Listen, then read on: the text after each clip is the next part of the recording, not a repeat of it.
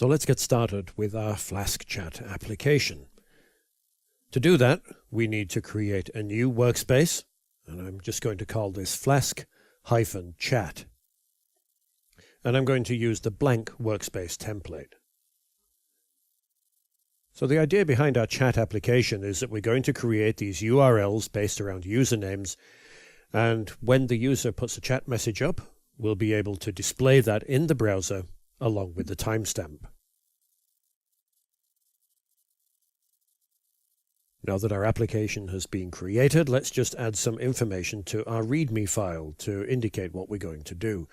So I'll put a hashtag in here and a space. Remember that that is a H1 heading when the readme.md file is converted to HTML, and I'm going to say Flask chat app as my heading. And then a little paragraph as explanation of what we're going to do. This is a chat application written in Flask, and then just explain the purpose of our application. Okay, now that that's been done then, we can run a git space init command so that our empty git repository is initialized, and then we'll create a new file which we're going to call run.py. Just as we did before, we're going to create a new Flask application. So the first thing we want to do is import OS so that we'll have access to the environment variables. And then on our second line, from Flask, import Flask with a capital F. On line 4, we'll initialize our new Flask application, app space equals space Flask with a capital F, and then name with double underscores on each side inside the brackets. We'll then create our app root decorator, which is going to be for our index page, so that will just be a /, and then on line 7 we'll define the function that is going to be bound to our decorator, def space index. It doesn't take any arguments, and just for now we're going to return a H1 that says hello there. So we'll put that text in the return, close my H1. Underneath that then, we can do app.run. This is similar to what we did before, but this time I'm going to pass it all in the brackets so that it's a shorter version. We're going to use os.getenv to get the IP address. That's an environment variable set by Cloud9 and also one that we set for ourselves in Heroku, you'll remember. And then os.getenv for port.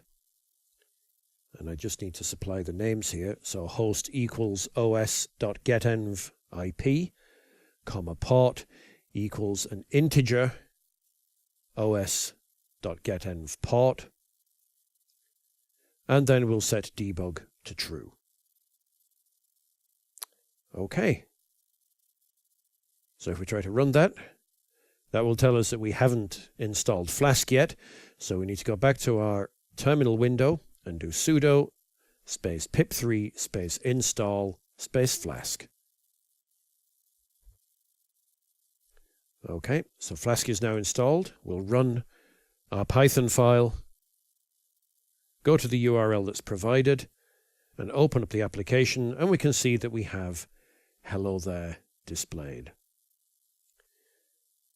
Now before I add my files to Git and commit them, what I'm just going to do is create my requirements.txt file. We did this at the end last time as we were deploying to Heroku. We're going to do it at the beginning now. So pip3 space freeze space -- local and redirect that to requirements.txt. And when we open it, we can see that all of the requirements we have installed. Now, we only installed Flask, but Flask itself installed Ginger and all of the other different libraries that it depends on. So now if I run git status, we can see I have 3 files here. So I'm going to add my readme.md file. I'm going to add my requirements.txt file and my run.py file. And then I can commit them with the message of initial commit. Now that we have our basic Flask app up and working, just as we did before, in our next video we're going to see how to start building some functionality into that.